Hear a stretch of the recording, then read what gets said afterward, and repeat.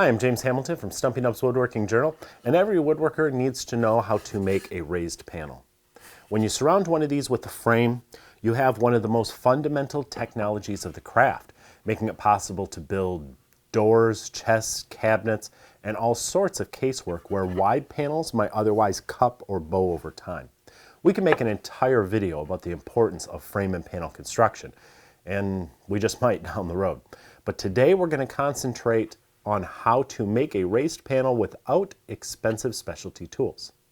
One way is to use a router table and a simple straight bit and a jig that you can make yourself.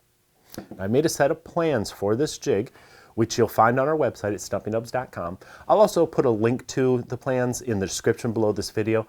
Just click on the little arrow if you're using an app, or on Show More if you're watching this on YouTube.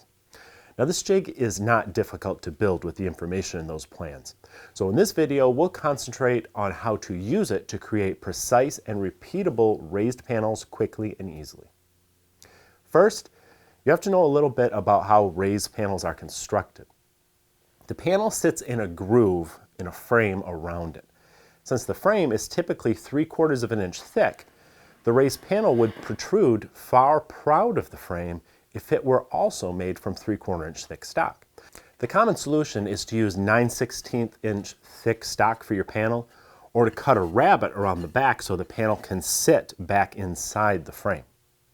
For this jig to work properly, you have to choose one of those two options. And for me, the simplest option is to cut a rabbet that reduces the thickness of the panel to 9/16 of an inch around the edge. To do this, I first have to know how thick my panel actually is. Just because I think my panel is 3/4 of an inch thick doesn't mean it's exactly 3/4 of an inch. So I like to get a precise measurement with a caliper just in case.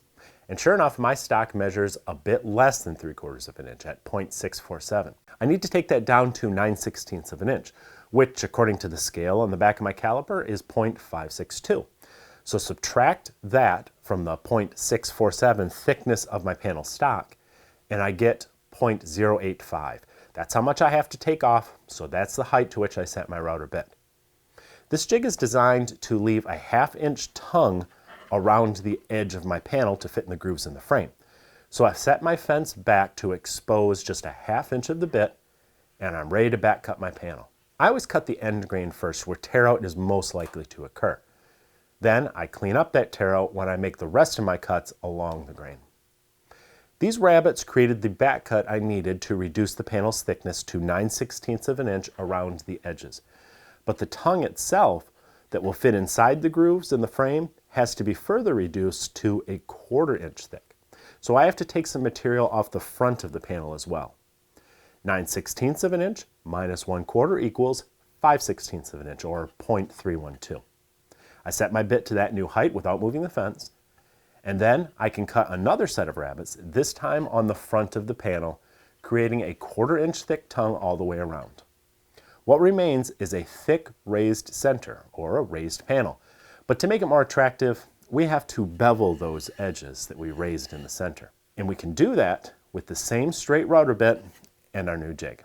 I install my jig against the fence so the router bit just barely brushes against the rim of the hole in the center. I don't want to cut into the jig. I just want it as close as possible. I lay up the panel on top of the jig with the front side downward, and now I have to use some trial and error to set the bit height. I want the corner of the bit to just scrape against the tongue on the edge of the panel. Unfortunately, the adjustment mechanism for my lift is beneath the jig, so I have to keep moving the jig out of the way to change the bit's height. I consider cutting another hole through the base of the jig so I can stick my wrench down in there and access the control through it.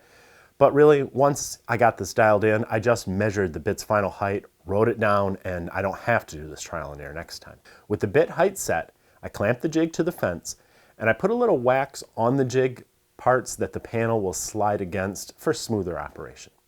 Then I make my first cut, being sure to keep the panel flat on top of the jig as I pass it over the bit.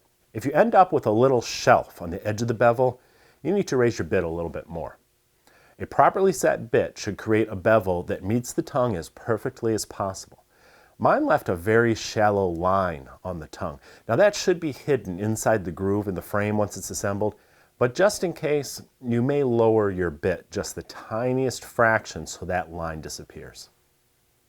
As you cut the bevels around the perimeter of the panel, remember to do the end grain first, then the long grain to clear up any potential tear-up. If you have several raised panels to make, do them all now before you adjust the jig to widen the bevel with the second pass. Yes, depending on the width of your router bit, one pass will not be enough. Move your router table fence and the jig attached to it away from the bit, and then take another pass all the way around the panel to widen the bevel. As you do, the raised center will stand out a bit less. I like to leave a rise of about 1/16 of an inch in the center. Once that's all dialed in, finish up all your raised panels in your project before you put your jig away. If your router bit was sharp, there should be little to no tear out, but there might be a little bit of an angle on the edge of that raised center. A little sanding will clean that right up for you.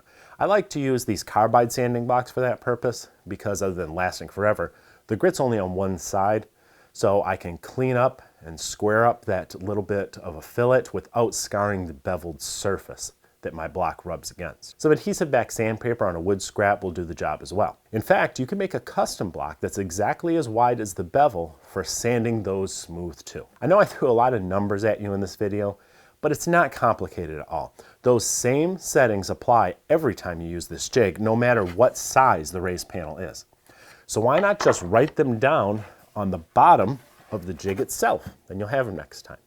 I even laid out the measurements of the bevels and tongues as they'll be on the completed panel because, like I said, this jig always cuts them exactly the same no matter the size, the length and the width of the panel itself. By the way, the final bit height for cutting my bevel ended up being 0.754 above the top of the router table, so that may save you most of the trial and error anyway. Don't forget to use the link below this video to get plans for this jig. I'll also put some links to some of the other tools that you saw me using in this video, like the router bit if you need one, the gauges that I find really helpful, all that good stuff. It's just a couple of cuts. Yours will be fine, right? They would be if you had your IsoTunes Bluetooth earbuds in, because you'd already have your EPA certified hearing protection on while you're listening to your favorite music and podcasts. And you'd be supporting a small family business at the same time.